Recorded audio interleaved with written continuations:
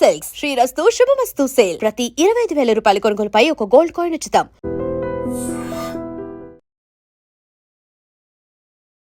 నమస్తే, welcome to I dream weekend update with కవిత.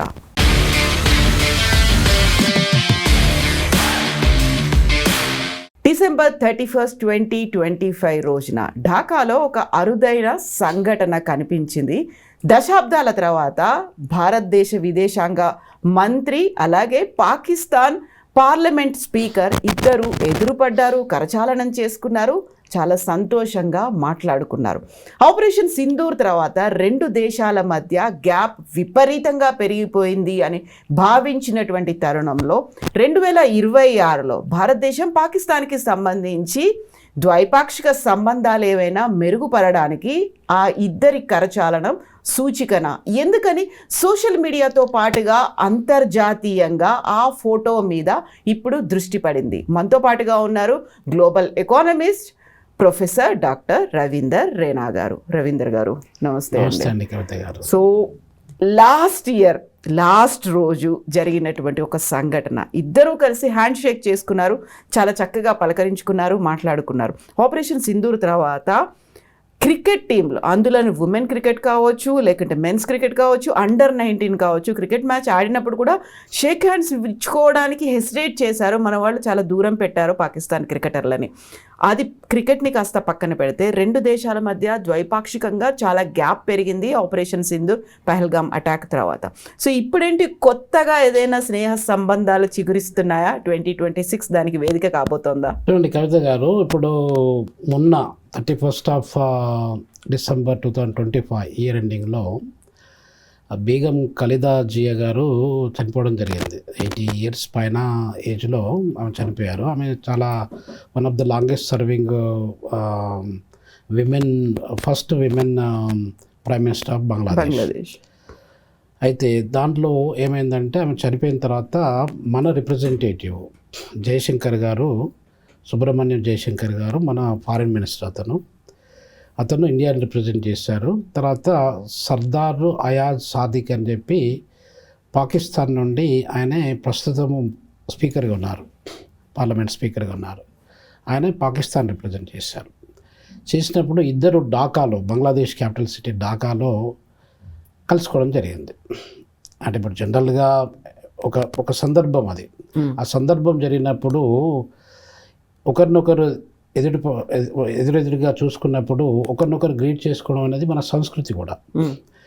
దాన్ని media కానివ్వండి, రకరకాల జనాలు కానివ్వండి, రకరకాల క్రిటిక్స్ కానివ్వండి, అనలిస్టులు కానివ్వండి, ఈ గత 3 రోజుల నుండి రకరకాల యాంగిల్స్లో దాన్ని డిబేట్ చేస్తున్నారు, చర్చిస్తున్నారు. పాయింట్ ఏంటంటే అండి, ఇప్పుడు మనము వసుదైక కుటుంబకము అని గట్టిగా నమ్మిన దేశం మనది ఒకటే. అంటే ప్రపంచంలో ఉన్నటువంటి అందరూ కూడా మనుషులు, వాళ్ళు ఒక కుటుంబం లాంటి వాళ్ళు అనేది మనం నమ్ముతాం గట్టిగా. అలా నమ్మినప్పుడు ఒక వ్యక్తితోని కరచాలన చేయడం అనేది కామన్, అది కర్టసీ. జనరల్గా మనకున్నటువంటి హ్యూమన్ టెండెన్సీని, హ్యూమన్ రిలేషన్షిప్ని, ఒక వ్యక్తికి మనం ఇచ్చే రెస్పెక్ట్ని ఇండికేట్ చేస్తుంది. దానికి పొలిటికల్గా మనము ఏదో రాజకీయంగా రంగు రుద్ది, రంగు పులిమి, దాన్ని ఇంకేదో ఒకటి మసాలాలు అన్నీ దానికి అద్దించి కుక్ చేయడం అనేది వేస్ట్. కాకపోతే మన భారతదేశానికి సంబంధించేమో దాన్ని ఒక నెగిటివ్గా చూస్తున్నారు. పాకిస్తాన్ నుంచి మాత్రం ఒక వెల్కమింగ్ స్టెప్, ఒక పాజిటివ్ అప్రోచ్ అనేది అక్కడ కనిపిస్తోంది అని అక్కడ ఉన్నటువంటి విశ్లేషకులు కావచ్చు, సోషల్ మీడియా కావచ్చు, పొలిటీషియన్స్ కూడా అదే మాట చెప్తున్నారు కదా. అదేనండి, ఇప్పుడు జనరల్గా ఆ రెండు దేశాల మధ్యన మనకు 1947 నుండి దాదాపు 79-80 సంవత్సరాల దగ్గరికి వస్తుంది. 79 సంవత్సరాల నుండి వాళ్లకు మనకు సత్సంబాలు అనేది ఉన్నాయి అని చెప్పుకునేదానికంటే ఒక రకమైన వ్యతిరేక సంబంధాలు ఉన్నాయని చెప్పుకోవడమే అది కరెక్ట్ పాయింట్ అని మనం చెప్పుకోవచ్చు. దాదాపు మనకు 90% పైన మనకు వాళ్లకు రిలేషన్షిప్ అనేది సరిగా లేదు. డిఫరెంట్ పీరియడ్స్లో కావచ్చు. మన దగ్గర ప్రైమ్ మినిస్టర్లు చాలామంది మారిపోయారు, అక్కడ కూడా ప్రెసిడెంట్లు మారారు, ప్రైమ్ మినిస్టర్లు మారారు. ఎవరు వచ్చినా కూడా మనము వాళ్ళు ఒకటే దేశం నుండి మనము బయటకు వచ్చినటువంటి ఇద్దరము పిల్లలము ఒక ఫ్యామిలీ నుండి, భారతదేశం అనే ఫ్యామిలీ నుండి ఇద్దరు పిల్లలు వచ్చారంటే పాకిస్తాన్, ఇండియా, ఇప్పుడు బంగ్లాదేశ్ కూడా 3 వచ్చాయి అనేది, అది ఒకటే కుటుంబం అనేది ఆలోచించి దాన్ని మన మధ్యలో ఏమన్నా అది డిఫరెన్సెస్ ఏదైనా ఉన్నట్టయితే దాన్ని సెటిల్ చేసుకొని ఒక సామరస్యపూర్వకంగా ఒక మంచి హార్మోనీతోని ఉండాలి, మనము కలిసికట్టుగా పనిచేసుకుంటూ పోతే మన ఇద్దరికీ మంచిది అని చెప్పి ఆలోచించడం జరగలేదు. అది దురదృష్టకరమైనటువంటి విషయం అన్నట్టు.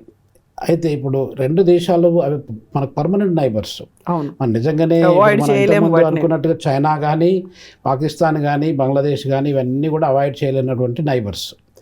ఆ నైబర్స్ ఉన్నప్పుడు మనము వాళ్ళతోని మంచి సంబంధాలు, అంటే 2 దేశాలకు ఆ పరస్పర అనుబంధము, అనుసంధానము, ఒక రెస్పెక్ట్ అనేది ఇద్దరికి ఉండాలి. ఒకరికి రెస్పెక్ట్ ఉంటే సరిపోదు కదండి. మనం 2 చప్పట్లు కొట్టాలంటే 2 చేతులు ఉంటేనే చప్పట్లు కొట్టగలుగుతాం. సో అలానే ఆ సంబంధాలు అనేది ఎక్కువగా డీవియేట్ అవ్వకుండా వచ్చాయి. డిఫరెంట్ ధోరణిలో మనము చాలా దూరం వెళ్ళుకుంటూ వచ్చాము. దగ్గరికి జరగడానికి ఇక్కడ ప్రయత్నాలు జరగలేదు. ఇప్పుడు మనకు రకరకాల యుద్ధాలు కూడా జరిగాయి. పాకిస్తాన్కు మనకు యుద్ధం జరిగింది, చాలా సందర్భాల్లో జరిగింది. లేటెస్ట్ యుద్ధం ఏంటంటే మనకు పహల్గామ్ అటాక్ తర్వాత 22 ఏప్రిల్ 2025, అంటే ఆల్మోస్ట్ ఒక 8 months బ్యాక్ వాళ్ళు అక్కడ ఉన్నటువంటి టెర్రరిస్టులు, పాకిస్తాన్ పోషించినటువంటి టెర్రరిస్టులు మన దగ్గర ఉన్నటువంటి టూరిస్టుల మీద అటాక్ చేయడము, 26 మందిని చంపడం జరిగింది. చంపిన తర్వాత మనం కూడా రిటాలియేషన్లో భాగంగా ఆపరేషన్ సింధూర్ అని స్టార్ట్ చేశాము. మీలో ఒక 4 రోజుల పాటు హోరాహోరీ మనకు యుద్ధం జరిగింది పాకిస్తాన్కి మనకి. ఇవన్నీ జరిగినప్పుడు ఇప్పుడు మనకు ఒక అవకాశం వచ్చింది. పాకిస్తాన్ కౌంటర్ పార్ట్ని మన యొక్క భారతదేశం యొక్క రిప్రజెంటేటివ్ మన జయశంకర్ గారు ఉన్నారు కదా, వాళ్ళ కరచాలన చేయడం అనేది ఇట్స్ ఎ కామన్ థింగ్ అయినప్పటికీ కూడా ఇప్పుడు నాట్ ఓన్లీ క్రికెట్ కాదు, యాక్చువల్గా డొనాల్డ్ ట్రంప్ అక్కడ ఆసిఫ్ మునీర్ని పిలిచినట్టుగా ప్రధానమంత్రి నరేంద్ర మోదీని కూడా పిలిచారు. But he knows very well అక్కడ పాకిస్తాన్ నుంచి ఆసిఫ్ మునీర్ కూడా వచ్చాడు కాబట్టి ఈయన అవాయిడ్ చేశారు, ప్రధానమంత్రి నరేంద్ర మోదీ వెళ్ళలేదు. ఆ తర్వాత జరిగినటువంటి 2-3 ఇంటర్నేషనల్ సమ్మిట్స్లో కూడా ఎదురెదురు పడలేదు, మాట్లాడుకోలేదు ఆసిఫ్ మునీర్ అండ్ ప్రధానమంత్రి నరేంద్ర మోదీ. ఈ ఇన్సిడెంట్తో పాటుగా జరిగినటువంటి వరుస ఇన్సిడెంట్స్ అనేవి కూడా ఒకరినొకరు ప్రొవోక్ చేసుకున్నట్టుగా మాట్లాడుకున్నారు, కానీ ఎప్పుడు కార్డియల్ రిలేషన్ మీరు చెప్పినట్టుగా షేక్ హ్యాండ్ లేదు. బట్ నిన్న ఢాకాలో జరిగినటువంటి ఆ ఇన్సిడెంట్, ఈయనే వెళ్ళారు, జయశంకరే వెళ్ళారు, వితౌట్ ఒక గ్రీన్ సిగ్నల్ అనేది లేకుండా, కేంద్రం దగ్గర నుంచి ఒక నాడ్ అనేది లేకుండా అయితే వెళ్ళి కరచాలనం చెయ్యరు అనేది కాదంటారా? అది ఎలా ఉంటుందంటే కవిత గారు, ఇప్పుడు ఇద్దరు డిప్లొమాట్స్ అండి. అంటే ఇప్పుడు మనకున్న అయాజ్ సాదిక్ పాకిస్తాన్ పార్లమెంట్ స్పీకర్ ఏదైతే ఉన్నారో ఆయన కూడా ఒక డిప్లొమాట్. ఆయన దాదాపు అమెరికా, అంటే Pakistan diplomat for America, Pakistan diplomat for United Nations, Pakistan diplomat for చైనాగా పనిచేశాడు అతను. అంటే is into foreign service, diplomatic సర్వీస్లో ఉన్నారు ఆయన చాలా కాలం. తర్వాత మన జయశంకర్ గారు కూడా IFS ఇండియన్ ఫారిన్ సర్వీస్లో చాలా సంవత్సరాలు పనిచేసి రిటైర్ అయ్యారు. రిటైర్ అయిపోయిన తర్వాత గవర్నమెంట్ ఆఫ్ ఇండియా మోడీ గారి ప్రభుత్వము 30th May 2019లో ఆయన ఎక్స్టర్నల్ మినిస్టర్గా అపాయింట్ చేసింది. అంటే వాళ్ళిద్దరు డిప్లొమాట్స్. అసలు యాక్చువల్గా ఒరిజినల్గా వాళ్ళ ప్రొఫెషన్ ఏంటంటే డిప్లొమాట్స్. డిప్లొమసీలో మీకు ఎంత డిఫరెన్సెస్ ఉన్నా కూడా మీరు షేక్ హ్యాండ్ చేయడం కానీ, గ్రీట్ చేసుకోవడం కానీ, మాట్లాడుకోవడం కానీ, మీకు ఎంత లోపల ఎంత బాధనే ఉండండి, అది మాట్లాడుకోవడం అనేది చాలా ఇంపార్టెంట్ అండి. అది డిప్లొమసీలో, ఆ ప్రొఫెషన్లో ఒక పార్ట్. ఆ పార్ట్ను వాళ్ళిద్దరూ కలిసి ప్లే చేశారు. దానికి మనము ప్రైమ్ మినిస్టర్ మోడీ గారి పర్మిషన్ తీసుకున్నారా, లేకపోతే బీజేపీ అధ్యక్షుడి పర్మిషన్ తీసుకున్నారా, ఇదంతా అవసరం లేదు. ఆయన స్పాంటానియస్గా ఇప్పుడు ఒక వ్యక్తి మనకు తటస్థపడ్డాడండి. తటస్థపడితే మనం ఇమ్మీడియట్గా పోయి షేక్ హ్యాండ్ ఇవ్వాలా వద్దా అనేది మనం అప్పటిదప్పుడు స్పాంటానియస్గా డిసైడ్ చేసేటువంటి విషయం. అప్పుడు నేను ప్రైమ్ మినిస్టర్ మోడీ గారికి ఫోన్ చేసి పాకిస్తాన్ రిప్రజెంటేటివ్ ఉన్నాడు ఇక్కడ, ఆయనకి నేను కలవచ్చా, షేక్ హ్యాండ్ ఇవ్వచ్చా లేదా అని చెప్పి పర్మిషన్ అడగాల్సిన అవసరం లేదు. This is all independent. మన ఏదేంటి సుబ్రహ్మణ్యము ఈయన జయశంకర్ గారు చాలా డీసెంట్గా చాలా విషయాల్ని మనకి ఇంటర్నేషనల్ అఫైర్స్లో ఆయన డీల్ చేసినంత ఇదిగా ఎఫెక్టివ్గా ఎఫిషియెంట్గా వేరే ఫారిన్ మినిస్టర్లు భారతదేశంలో ఎవరు డీల్ చేయలేదు. సుష్మా స్వరాజ్ ఎగ్జాక్ట్లీ. ఆ తర్వాత కూడా చాలా సార్లు ఆపరేషన్ సింధూర్ తర్వాత కూడా చాలా సార్లు మాట్లాడారు ఆయన, మన స్టాండ్ వినిపించారు. ఆ తర్వాత at the same time US నుంచి వస్తున్నటువంటి టారిఫ్ ఇంపోజిషన్ మీద కూడా చాలా స్ట్రాంగ్ గానే ఆయన మాట్లాడారు. ఆయన పాయింట్స్ కానీ ఆయన చెప్పే విధానం కానీ ఇండియాను ప్రొటెక్ట్ చేస్తూ ఇండియాను ఒక గ్రేట్ దేశంగా చూపిస్తూ ఆయన చెప్పే విధానంలో కూడా మనకు తెలిసిపోతుంది. అంటే అట్లాంటి వ్యక్తి మనం అక్కడ పర్మిషన్ తీసుకోవాల్సిన అవసరం లేదు. అది ఒక పాయింట్. అంటే that is my personal view. ఇప్పుడు దాంట్లో మళ్ళీ ఇంకొకటి ఏంటంటే కవిత గారు, మనకు డిఫరెన్సెస్ ఉండొచ్చు. డిఫరెన్సెస్ అలానే పెట్టుకుంటే ఎన్ని రోజులు పోతాం చెప్పండి, ఎక్కడ పోతాం చెప్పండి. ఆ డిఫరెన్సెస్ ఏదో ఒక సందర్భంలో ఇప్పుడు దాదాపు మనకు ఇంకొక విషయం ఏంటంటే కవిత గారు, మనకు 26 నవంబరు దాదాపు మనకు 2008లో ఒక పాకిస్తాన్ బేస్డ్ టెర్రరిస్టు మన తాజ్ హోటల్ను అటాక్ చేసి దాదాపు 166 పీపుల్ని చంపడం జరిగింది. అది జరిగిన తర్వాత ఇప్పటి వరకు 2008 అంటే దాదాపు 18 ఇయర్స్ దాటింది. మనకు 18 ఇయర్స్ నుండి మనకు డిప్లొమాటిక్గా కానీ ఒక హై లెవెల్ డెలిగేషన్, ఒక ప్రైమ్ మినిస్టర్ కానీ ఒక ప్రైమ్ మినిస్టర్ కావచ్చు, లేకపోతే ప్రెసిడెంట్ కావచ్చు, ఒక హై లెవెల్ డెలిగేషన్లో వాళ్ళు మనం మీట్ అయ్యి మనకు ఉన్నటువంటి సమస్యలను డిస్కస్ చేసుకొని ఒక అండర్స్టాండింగ్కి వద్దాము అనేది ఎప్పుడు జరగలేదు. అవును, బైలాటరల్గా మాట్లాడుకోలేదు. మన వాళ్ళు అక్కడికి వెళ్ళి పాకిస్తాన్లో క్రికెట్ ఆడి ఉండొచ్చు, వాళ్ళు ఇక్కడికి వచ్చి క్రికెట్ ఆడి ఉండొచ్చు, అది తప్ప మిగతాది ఏది జరగలేదన్నమాట. ఇప్పుడు ఒక అవకాశం వచ్చింది ఢాకాలో, అది ఇట్స్ యాక్సిడెంటల్ జరిగింది. ఆయన కూడా గ్రీట్ చేయడానికి సిద్ధపడ్డాడు, ఈయన గ్రీట్ చేయడానికి సిద్ధపడ్డాడు. They just greet and they shake hand చేసుకున్నారు.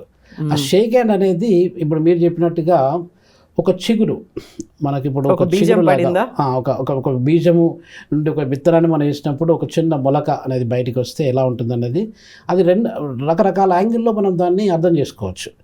ఆ అర్థం అనేది ఇప్పుడు అది అక్కడికి ఆగిపోవచ్చు. దాని తర్వాత దాని నుండి కొంచెం మొలక ఎత్తి ఆ మొలక చెట్టులాగా అయ్యి ఆ చెట్టు కూడా ఒక మంచి ఫలితాన్ని ఇవ్వడానికి కూడా ఆస్కారం ఉండొచ్చు. అది ఎప్పుడైనా కూడా రెండు దేశాల మధ్యలో ఓకే, మనము ఆ రోజు అక్కడ జరిగింది, దాని తర్వాత మనం ఒకసారి మళ్ళీ బైలాటరల్గా ఏదన్నా డిస్కషన్ పెట్టుకుందాము. మనకున్నటువంటి సమస్యలు ఇప్పుడు ముఖ్యంగా మొన్న ఇండస్ వాటర్ ట్రీటీ ఒకటి ఉంది. అది మన పాల్గాము అటాక్ తర్వాత మనము వి స్టాప్ ద వాటర్ అనమాట. దానివల్ల ఎవరు నష్టపోతున్నారండి? ఇప్పుడు రెండు దేశాలు కొట్లాడుకుంటే కామన్ ప్రజలు నష్టపోతున్నారు కదా. పాకిస్తాన్ ప్రజలు నష్టపోయినా, మన ప్రజలు నష్టపోయినా ప్రజలు నష్టపోతున్నారు. సో కాబట్టి అంటే రిటాలియేటివ్ అటాక్స్ ఒక్కోసారి మనం వాళ్ళ పాకిస్తాన్ ఎయిర్ బేస్ను మనం వాడుకొని పోవడానికి ఆ ఎయిర్ బేస్ వాడకుంటే వేరే ఎయిర్ బేస్ను వాడుకొని పోవాల్సి వస్తుంది. ఇవన్నీ కూడా చిన్నగా మిస్అండర్స్టాండింగ్తో నారో మైండెడ్నెస్ ఇంక్రీజ్ అయిపోయి వాళ్ళు అబ్బో ఇది వద్దు, ఇది ఇలా చేయకూడదు అనేది, అలా కాకుండా ఒక అండర్స్టాండింగ్ అనేది ఉండాలి. కొన్ని రెస్ట్రిక్షన్స్ వాళ్ళకు మనకు సంబంధాలు బాగాలేదు కాబట్టి రెస్ట్రిక్షన్స్ ఉండడం అనేది ఇంపార్టెంటే. మనము వాళ్ళకు ఒక బుద్ధి మాట చెప్పాలంటే ఏదో రకంగా మనం ఇంపోజిషన్స్ రెస్ట్రిక్షన్స్ పెట్టుకుంటూ రావాల్సింది. కానీ ప్రజలు నష్టపడే రీతిలో రెస్ట్రిక్షన్ పెట్టడం అనేది అది సమంజసం కాకపోవచ్చు నా ఉద్దేశం ప్రకారంగా. అది ఏం చేయాలంటే అలాంటి సమస్యలు ఏదైనా ఉన్నట్టయితే కూర్చొని మాట్లాడుకోవాలి. మీరు ఇప్పుడు ఉబుంతు ఫిలాసఫీ అని చెప్పి ఒకటి మేము సౌత్ ఆఫ్రికాలో ఒక మాట చెప్తామండి. ఉబుంతు అంటే ఏంటంటే అది జూలు ఫిలాసఫీ యాక్చువల్గా. దాంట్లో without you I'm not a person అనేది దాని మీనింగ్ అనమాట. అంటే మీరు ఉండడం వల్లనే నేను పర్సన్ని.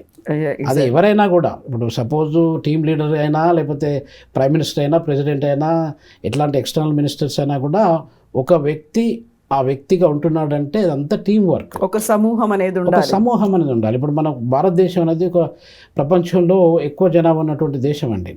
ఈ దేశానికి ఒక ప్రైమ్ మినిస్టర్ ఉన్నాడు, ఒక ఎక్స్టర్నల్ అఫేర్స్ మినిస్టర్ ఉన్నాడు, ఫారెన్ మినిస్టర్ ఉన్నారు అని అంటే ఏంటంటే they are representing all the people of India. It's a team work. So కాబట్టి ఆ టీం వర్క్ అనేది, ఆ రిప్రజెంటేషన్ అనేది ఒక ఇండివిజువల్కి సంబంధించింది కాదు, మొత్తం ప్రజలకు సంబంధించిన విషయం. ఆ ప్రజలకు సంబంధించిన విషయాన్ని ఆ ప్రజలకు ఏదైతే మేలు జరుగుతుందో అది అలా చేసినట్టయితే బాగుంటుంది. మనకు ఒకసారి నేను కొట్లాట పెట్టుకున్నాం అనుకోండి, ఆ డిఫరెన్సెస్ అది ఉంటుంది మనసులో.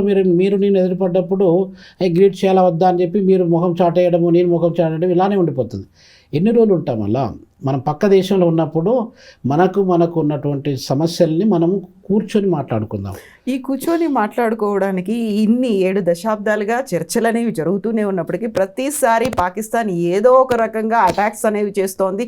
టెర్రర్ అటాక్స్ కావచ్చు, లేకపోతే స్మగ్లింగ్ కావచ్చు, ఇంకో రకమైనటువంటి ప్రోద్బలం అనేది కంప్లీట్గా పాకిస్తాన్ నుంచి వచ్చినప్పుడు అంత ఈజీగా మనం పాకిస్తాన్ని నమ్మలేం కదా అనేది. ఇప్పుడు ఈ ఇన్సిడెంట్లో కూడా మన దగ్గర నుంచి వస్తున్నటువంటి అపోజిషన్ ఏంటంటే, యాక్చువల్గా ప్రతి అటాక్ని ఇంతమంది చనిపోవడానికి, మారణకాండకి కారణం పాకిస్తానే కాబట్టి దాన్ని ఒంటరిని చేయాలి, ఏకాకి చేయాలి, దాంతో సంబంధాలే పెట్టుకోవద్దు అనేది ఉన్నప్పుడు వాళ్ళకి మీరు చెప్పినట్టుగా జలసంధి, అక్కడ యాక్చువల్గా ఉన్నటువంటి వాటర్ ట్రీటీ నుంచి వాళ్ళకి కావాల్సినటువంటి వాటర్ రావాలి కాబట్టి కొంచెం కార్డియల్ రిలేషన్స్ వాళ్ళ దగ్గర నుంచి వచ్చింది అనేది కనిపిస్తోంది కదా. సో ఇక్కడే 2 రకాలుగా కనిపిస్తుంది. మనమేమో ఒప్పుకోవట్లేదు, వాళ్ళ దగ్గర నుంచో అక్కడి నుంచి వస్తోంది అది. అదేనండి, ఇప్పుడు టెర్రరిజము పాకిస్తాన్ పోషించడం అనేది దురదృష్టమైనటువంటి విషయం అండి. టెర్రరిజం అనేది ప్రపంచ దేశాల్లో ఉన్న 200 దేశాలకు అందరికీ కూడా టెర్రర్. అదందరూ కూడా, అన్ని దేశాలు కూడా దానికి అగెనెస్ట్గా మనం పనిచేయాల్సి వస్తుంది. అగెనెస్ట్గా నిర్ణయాలు తీసుకొని దానికి ఒక రూపం లేకుండా డిస్ట్రాయ్ చేయడానికి మనము ప్రయత్నం చేయాలి. అటువంటప్పుడు ఇప్పుడు పాకిస్తాన్ టెర్రరిజం పోషించుకుంటూ వస్తుందనంటే దట్ ఈస్ రియల్లీ బ్యాడ్. దానివల్ల మన దేశంలో మన ఆర్థిక వ్యవస్థ కానివ్వండి, మన ప్రజలు కానివ్వండి, మన భూభాగం కానివ్వండి చాలా వరకు నష్టపోతూ ఉంది. ఇటు కాశ్మీర్కి పోతుంటే Kashmir is consider as Switzerland of India అంటారండి. ట్రూ. ఆ స్విట్జర్లాండ్ ఆఫ్ ఇండియా, మీరు స్విట్జర్లాండ్ పోనక్కర్లేదు, మన ఇండియాలోనే స్విట్జర్లాండ్ ఉంది. సో అక్కడికి వెళ్ళి మీరు అంతా ఏదైతే అక్కడ ఎంజాయ్ చేస్తారో ఇక్కడ కూడా ఎంజాయ్ చేయొచ్చు. అలాంటి దాన్ని ఒక టెర్రర్ని క్రియేట్ చేసి ప్రజలు పోకుండా, టూరిస్టులు రాకుండా దాన్ని చేయడం అనేది చాలా బాధాకరమైన విషయం. ఇంకొక విషయం ఏంటంటే కవిత గారు, ఈ మధ్యన ఒక 1 వీక్ 10 డేస్ బ్యాక్ మీకు డొనాల్డ్ ట్రంప్ నైజీరియా మీద టెర్రరిస్టుల మీద అటాక్ చేశారు. ఎట్లా చేశారంటే, నైజీరియాలో రూల్ చేసే ప్రెసిడెంట్ ఎవరు? ముస్లిం ప్రెసిడెంట్. తర్వాత అక్కడ ఉన్న మినిస్టర్లు కూడా ఎక్కువ శాతం ముస్లిం ప్రెసిడెంట్స్. ఆ ముస్లిమ్స్ అయినా కూడా వాళ్ళు ఏం చేశారంటే, అక్కడ ఉన్నటువంటి ఇప్పుడు మన తర్వాత టెర్రరిస్ట్ ఆర్గనైజేషన్ 2 క్యాంపులలో అటాక్ చేసి కొన్ని టెర్రరిస్టులను చంపడానికి ప్రయత్నం చేశారు. అంటే ముస్లిం అయి ఉండి ముస్లిం టెర్రరిస్టుల మీద వాళ్ళు అటాక్ చేయడము, అమెరికా సాయం తీసుకుని అటాక్ చేయడానికి ప్రయత్నం చేశారు. అక్కడ పాయింట్ ఏంటంటే, డొనాల్డ్ ట్రంప్ చెప్పిన పాయింట్ ఏంటంటే, క్రిస్టియన్స్ ఆ క్రిస్మస్ పండుగను జరుపుకోవడానికి వీలు లేకుండా వీళ్ళు ముస్లిం టెర్రరిస్టులు వాళ్ళ మీద అటాక్ చేసి ఒక టెర్రర్ని క్రియేట్ చేసి అలా ఫెస్టివ్ సీజన్ని, ఫెస్టివ్ అట్మాస్ఫియర్ని డిస్టర్బ్ చేస్తున్నారని వీళ్ళు అమెరికా యొక్క సాయం కోరడము, అమెరికన్స్ కూడా రియాక్ట్ అయిపోయి వాళ్ళ యొక్క ఫైటర్ జెట్స్ను పంపించడం, తోమాక్ అని చెప్పి రకరకాల ఫైటర్ జెట్స్ను పంపించి టెర్రరిస్ట్ క్యాంప్స్ మీద అటాక్ అయింది. ఒకవేళ ఇప్పుడు as if Munir general of Pakistan ఉన్నప్పుడు ఫీల్డ్ మార్షల్ అని చెప్పి కూడా అంటారు ఆయనను. అతను కూడా అదే పరిస్థితుల్లో, అదే పద్ధతిలో నవాజ్ షరీఫ్ ప్రైమ్ మినిస్టర్ కావచ్చు, ఆ మునీర్ కావచ్చు, జనరల్ మునీర్ కావచ్చు, వాళ్ళు కూడా ఇది మా దగ్గర థ్రెట్ ఉంది, ఒకవేళ ఈ టెర్రరిస్టులే మా మాట వినట్లేదు, మేము ఎవరినైతే వాళ్ళని పెట్టి పోషించినామో వాళ్ళే మా మాట వినట్లేదు, చలో వీళ్ళని మీరు రూట్ అవుట్ చేయండి, మీరు క్లియర్ చేసేసేయండి అని చెప్పి అదే అమెరికా నుండి వాళ్ళు సపోర్ట్ తీసుకుంటే they would have done that. అప్పుడు పాకిస్తాన్లో టెర్రరిజం అనేది లేకుండా ఈ యొక్క దేశాలు, అంటే మనకు సౌత్ ఏషియన్ దేశాలన్నిటికీ కూడా ఒక సెక్యూరిటీ థ్రెట్ లేకుండా జరుగుతుండేది. అది జరగలేదు ఇప్పటివరకు. సో ఇది ఆ పాకిస్తాన్ అలా చేయనంత వరకు భారతదేశం కూడా ముందుకెళ్ళి, ఇప్పుడు అడుగడుక్కు మనకు థ్రెట్ అనేది ఎక్కడి నుండి వస్తుంది అంటే ఒక పాకిస్తాన్ నుండి వస్తుంది. ఇప్పుడు ఈ మధ్యన బంగ్లాదేశ్ నుండి కూడా స్టార్ట్ అయింది. ఈ 2 దేశాలు మనకు ఇటు అది ఈస్ట్ సైడ్ బంగ్లాదేశ్, తర్వాత వెస్ట్ సైడ్ ఇది అయినప్పుడు మనకు సేఫ్ సెక్యూరిటీ మనం ఎంత, ఇప్పుడు మనం ప్రపంచంలో 3వ ఆర్థిక వ్యవస్థగా వెతకబోతున్నాము, 4వ ఆర్థిక వ్యవస్థ ఆల్రెడీ అయినాము. అదే భారతదేశము దాదాపు ముందు డెవలప్డ్ కంట్రీ కూడా మారబోతుంది ఇంకొక 20-22 ఇయర్స్ లోపల. ఇవన్నీ డెవలప్మెంట్ ఏం జరిగినా కూడా మనకు security, safety, stability, peace, understanding, ఒక హార్మనీ లేకపోతే మనం ఎంతో కాలం ముందుకు వెళ్ళలేము. సో కాబట్టి ఈ 2 మనకు చీడపురుగులు లాంటివి.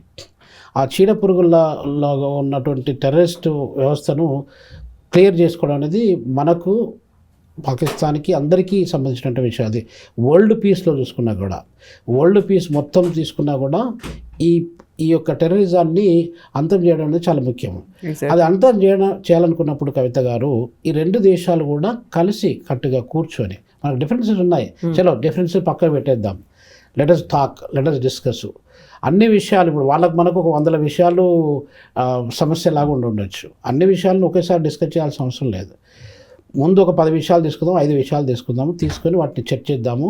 చర్చించి మీ యొక్క కండిషన్స్ ఏంటి, మా కండిషన్స్ ఏంటి, ఎక్కడెక్కడ అగ్రి అవుతాం అనే దాన్ని ఒక పద్ధతి ప్రకారం సెటిల్ చేసుకుంటే better for both the countries అండి. ఇప్పుడు ఆపరేషన్ సింధూర్ని ఆపించింది నేనే, ఒక సీజ్ ఫైర్ చేయించింది నేనే అని చెప్పేటువంటి డొనాల్డ్ ట్రంప్ ఇలాంటివన్నీ అవుతున్నాయి కాబట్టి పాకిస్తాన్తో ఎందుకని మాట్లాడలేకపోతున్నారు అనేటువంటి వాదన కూడా వినిపిస్తుంది. నిజంగా ఆపారు కాబట్టే పాకిస్తాన్ కూడా ఆయనకి నోబెల్ పీస్ ప్రైజ్ ఇవ్వమని ఒక రికమెండేషన్ కూడా చేసింది. కాబట్టి why Donald Trump is not taking ఒక ఇనిషియేషన్ ఆయనే తీసుకొని చెప్పొచ్చు కదా అనేది. చూడండి, డొనాల్డ్ ట్రంప్కు ఒక నిమిషం పట్టదు. పాకిస్తాన్ అరే బాబు మీకు ఒక $10 బిలియన్ ఎయిడ్ ఇస్తాము, మీరు నోరు మూసుకొని నేను చెప్పినట్టు చేయండి అంటే చేస్తారు వాళ్ళు. ఎందుకంటే వాళ్ళకు ప్రస్తుతం పాకిస్తాన్ యొక్క ఆర్థిక వ్యవస్థ విపరీతంగా దెబ్బతింటుంది.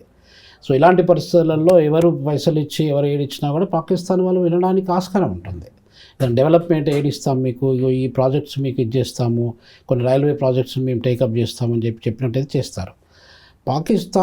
పాకిస్తాన్కి అమెరికాకు ఉన్న సంబంధాలు ఇండియాకు అమెరికాకు లేవండి. అది ఇప్పుడే కాదు, డొనాల్డ్ ట్రంప్ ఆ సంబంధాలు లేవు. టారిఫ్ కూడా పాకిస్తాన్తో పోలిస్తే మన దగ్గరే చాలా ఎక్కువ ఉంది. వాళ్ళకి 19% ఉంది, మనకి 50% ఉంది. అది టారిఫ్ విషయం ఒకటే కాకుండా కవిత గారు, ఇప్పుడు 1971 నుండి చూసుకున్నట్టయితే మన రిలేషన్షిప్, ట్రంప్ లేనప్పుడు మోడీ గారు లేరు, అప్పుడు అంటే దాదాపు 54 years బ్యాక్ జరిగినటువంటి విషయం. ఇప్పుడు మనకు పాకిస్తాను వాళ్ళు మన మీద అటాక్ చేయడము, మనము వాళ్ళకు యుద్ధం, బంగ్లాదేశ్ విషయంలో యుద్ధం జరిగినప్పుడు అమెరికా సడన్గా షాక్ ఇచ్చి మనకు పాకిస్తాన్కు సపోర్ట్ చేసినప్పుడు మనము రష్యా యొక్క సహాయంతో మనం యుద్ధాన్ని వెనుకావడం జరిగింది. అంటే రష్యా సడన్గా మనకు వచ్చి లేదు మేము ఉన్నాము మీకు అని చెప్పి సబ్మెరైన్స్ పంపించేసి వాళ్ళు ప్రొటెక్ట్ చేశారు మనల్ని. సో ఇలాంటి మనకు సంబంధాలు, ఇలాంటి మనకు ఆప్తమిత్రులు, రష్యా లాంటి ఆప్తమిత్రులు లేకపోతే మన పరిస్థితి వేరే రకంగా ఉంటుండేది. సో కాబట్టి మనకు అమెరికా అనేది ఈరోజే కాదు, ఇప్పుడు ట్రంప్ విషయంలో ట్రంప్ ఫస్ట్ టైం ఆయన అడ్మినిస్ట్రేషన్లోకి వచ్చినప్పుడు, బరాక్ ఒబామా తర్వాత అడ్మినిస్ట్రేషన్లోకి వచ్చినప్పుడు, ఇప్పుడు సెకండ్ టైం వచ్చినప్పుడు కూడా వాళ్ళకు మనకు రిలేషన్షిప్స్ అనేది ఫ్రెండ్లీగా ఉంటుండొచ్చు. ఫ్రెండ్లీగా ఉండడం వేరు, మనకు అవసరమైనప్పుడు ఇది అంటారు కదా, మనకు అవసరానికి ఆదుకున్నవాడే నిజమైన మిత్రుడు అని చెప్పి. సో కాబట్టి ఆ ఫ్రెండ్షిప్, ట్రస్ట్ అనేది, ఆ లాయాలిటీ అనేది మనకు వాళ్ళకు ఉన్నదానికంటే వాళ్ళకు పాకిస్తాన్కి ఉన్నది ఎక్కువ అయిపోయిందండి. అదే స్ట్రాటజిక్గా వాళ్ళు ఏమనుకుంటారు, India is rising, India is going to beat America. ఒక 100 సంవత్సరాల తర్వాతనో 70 సంవత్సరాల తర్వాతనో ఇండియా వాజ్ నంబర్ 1. దాదాపు 250 సంవత్సరాల కిందట India was number 1 economy in the old world. అదే నంబర్ 1 పొజిషన్ మనం తీసుకోవడం తప్పులేదు. అది ఇప్పుడు కాకపోయినా ఇంకా 50 సంవత్సరాలు కావచ్చు, 100 సంవత్సరాల తర్వాత కావచ్చు, మనం నంబర్ 1 అయితే ఇప్పుడు నంబర్ 1 ఉన్నటువంటి అమెరికాకు ఎలా నచ్చుతుందండి ఆ విషయం. సో కాబట్టి స్ట్రాటజిక్గా వాళ్ళు మనం ఎదగకుండా మన దేశాన్ని ఎప్పుడు ఏదో ఒక ప్రాబ్లంలో పెట్టి ఆ ప్రాబ్లం సాల్వ్ చేయడానికి మీరే మాకు కొంచెం సాయం చేయండి అని చెప్పి వాళ్ళ దగ్గరికి పోయినట్టయితే వాళ్ళు ఏదో చేస్తారు. అమెరికన్ ప్రెసిడెంట్ ట్రంప్ చెప్పుకోవాల్సిన అవసరం లేదు, నేను చేయడం వల్లనే పాకిస్తాన్కి ఇండియాకి యుద్ధం జరిగేది ఆగిపోయింది. 4 రోజులు యుద్ధం జరిగింది మే 2025లో. ఆ యుద్ధాన్ని నేనే ఆపేసిన. మధ్యలో చైనా కూడా వచ్చింది, మేము కూడా ఆపించాము వాళ్ళు కూడా చెప్తున్నారు. ప్రతి ఒక్కరు జబ్బలు జరుచుకొని చెప్పుకోవడం అది గొప్ప విషయం కాదు కదండి. మనము సావరెన్ కంట్రీ, మన పెద్ద దేశము, ప్రపంచంలో మనకంటే ఎక్కువ జనాభా ఉన్న దేశం ఇది లేదు. అలాంటప్పుడు మనది India is the independent country, democratic, largest democratic country in the world. So India అనేది వేరే వాళ్ళు చెప్పడం వల్ల మనం ఏదో విని మనం వాళ్ళ లబ్ధి కొరకు, వాళ్ళ లాభం కొరకు, వీళ్ళ లాభం కొరకు మనం వినాల్సిన అవసరం లేదు. వాళ్ళు చెప్పుకునేది ఏంటంటే మేము చెప్పడం వల్ల ఇది అయిందని చెప్పి ఇక్కడ చెప్పుకుంటుండొచ్చు. మీరు అన్నట్టు నోబెల్ ప్రైజ్ విషయంలో కూడా నోబెల్ ప్రైజు మనం మాట్లాడుకున్నాం కూడా ఇంతకుముందు. దాంట్లో ట్రంప్ గారికి నోబెల్ ప్రైజ్ వస్తుందని చెప్పి చాలా రకాల ప్రచారం జరిగింది. పాకిస్తాన్ ప్రైమ్ మినిస్టర్ సపోర్ట్ చేశారు, చాలామంది అమెరికా నుండి ఏదైతే లాభాన్ని పొందాలనుకున్న వాళ్ళందరూ కూడా సపోర్ట్ చేశారు, అదంతా జరిగింది. ఆ నోబెల్ ప్రైజ్ విషయంలో కూడా ఆయన దాదాపు 8 దేశాలకు మేము యుద్ధాన్ని ఆపించడం అని కూడా ఆయన ప్రపగండ చేసుకున్నారు. దాంట్లో ఇండియాకు పాకిస్తాన్ యుద్ధం కూడా ఆపించడం చెప్పుకున్నారు. ఇవన్నీ జరిగాయండి. ఏది జరిగినా జరగకపోయినా కవిత గారు ఎలా ఉంటుందంటే డిప్లొమసీలో ఇప్పుడు వాళ్ళు అమెరికన్స్ అనేది ఎప్పుడు పాకిస్తాన్ సపోర్ట్ చేస్తారు స్ట్రాటజిక్గా.